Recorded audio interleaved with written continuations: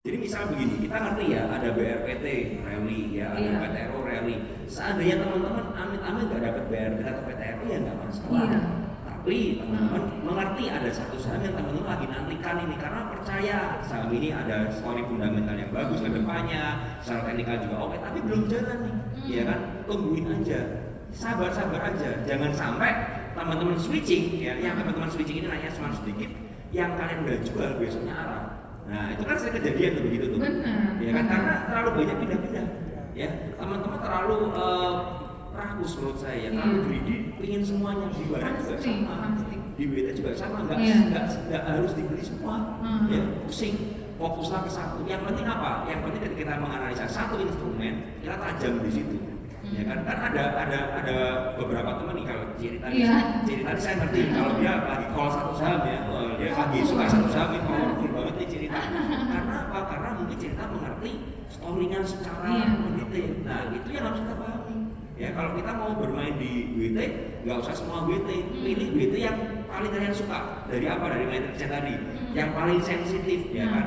Cari yang paling expirednya paling panjang, paling lama ya kan. Tapi yang paling sensitif dari semua penerbit misalnya seperti itu. Nah, kalau udah short ya kan, kalian pilih, kalian tulis, kalian catat. Karena kan ini kodenya panjang nih Pak. Ya saya juga kadang-kadang bingung ini BRPT, misalnya BRPT DR apa itu panjang banget nih. Nah, itu bagaimana ya kalian masukkan ke watchlist masing-masing atau kalian tulis di kertas sehingga apa?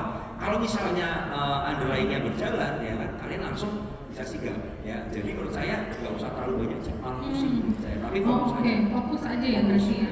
Jangan semua WP dibeli, misalnya saham PP kan ada Barito, ada Petro, ada beberapa ya yang gede-gede itu kan ada WP semua. Nanti kalau beli semua nanti pusing ya, mending beli satu ya, misalnya Petro atau BRPT aja. Betul. Ya, jadi pilih yang kalian paling suka. Karena gini, dari pengalaman ya, teman-teman saya juga dulu gitu. Saya tuh dulu portofolio ekspor narkoba.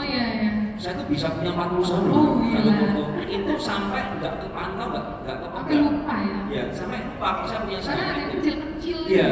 Dan ingat alokasinya terlalu kecil-kecil sehingga apa kalau cuan nggak berasa cuannya.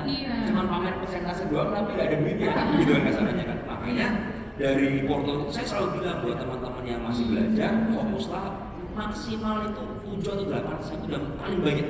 Maksimal ya, maksimal. Kalau bisa lebih sedikit lagi, tujuannya apa? Kita punya alokasi dana itu bisa maksimal. Benar. Jadi misalnya kita punya uang 100 juta, kita bagi 5 saham kan jadinya 20 juta ya misalnya. Dibandingkan kita bagi 10 saham yang cuma 10 juta. Nanti kalau yang ini naik, nah naiknya nggak berasa. Tapi kalau ngomong itu kan diversifikasi Om Ben. Nah diversifikasi pun harus ngerti kan. Ada orang bilang ya jangan taruh satu telur dalam satu keranjang. Nah kalau kalian cuma punya 2 tangan, kalian bawa 10 keranjang, gimana bawanya? Paham ya? Analoginya ya, jadi bawalah sesuai dengan kemampuan kalian. Ya seperti itu sih. Dan kenyamanan kita kali ya, karena investasi itu yang penting harus nyaman.